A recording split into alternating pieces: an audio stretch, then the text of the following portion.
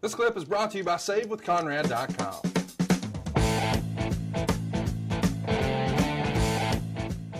You know what? And again, I don't know specifically. I don't remember.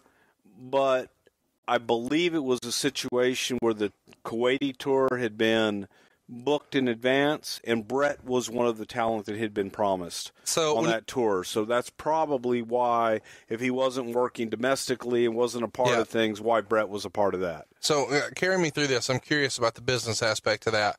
When you're saying that's a talent that was promised, I'm of the impression that a lot of the overseas shows are often sold shows. Could you kind of explain what that means to some of our listeners? Well, some were and some weren't. And there was a period in the business where we would go overseas and we would go different places where they would purchase the shows. They would say, hey, I want to do 6 shows, X amount per night.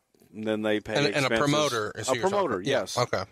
So we would pre-sell the shows. So if and they would cover travel, hotel, they covered everything. Okay. They covered everything. So we didn't have to worry about if we sold 1,000 tickets or if we sold 10,000 tickets. Do you remember one in particular, one of these sold shows that was just an absolute disaster?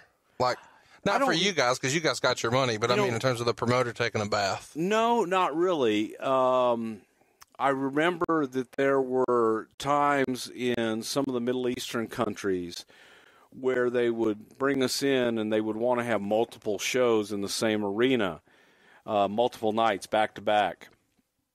And the deal was it was for a very select group of people. Okay. So you're performing in a building that holds maybe 5,000-10,000 people, and there's only 1,000 people there.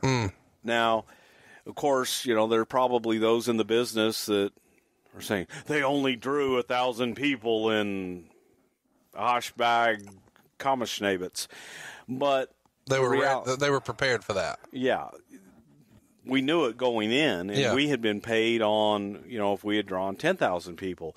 It was a sold show, and the people that were putting the show on were putting it on for a select for those 1,000. Yeah, group of people. But to the outsider that doesn't understand that or know that, they're like, oh God, they went in there and only drew so many people.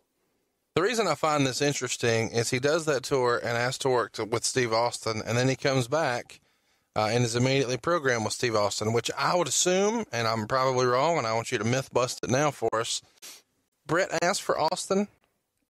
Probably. Okay. Bret and Steve had great chemistry. And they knew that even early on. Yes. Bret just said, hey, I can do something with this guy. Without a doubt. Yes. Okay. Yes. So then there's kind of the to go back to your, that question a little bit. When Steve came in, he went around on top with Shawn Michaels when Shawn was the champion. Ice cold with no angle, not a lot of promotion. It was just Steve Austin, the $1 Million champion, and Shawn, and they tore the house down every night. And everybody wanted to, there are guys you want to work with. And Steve was one of those guys. And Bret's one of those guys that everybody wanted to work with. So Bret, seeing Steve, he loved working. He, being Bret, loved working with Austin. But, I mean, it happens. So at this point, there's a quick little experiment with Steve Austin and Shawn Michaels as tag champions, which a lot of people just kind of gloss over and don't even remember.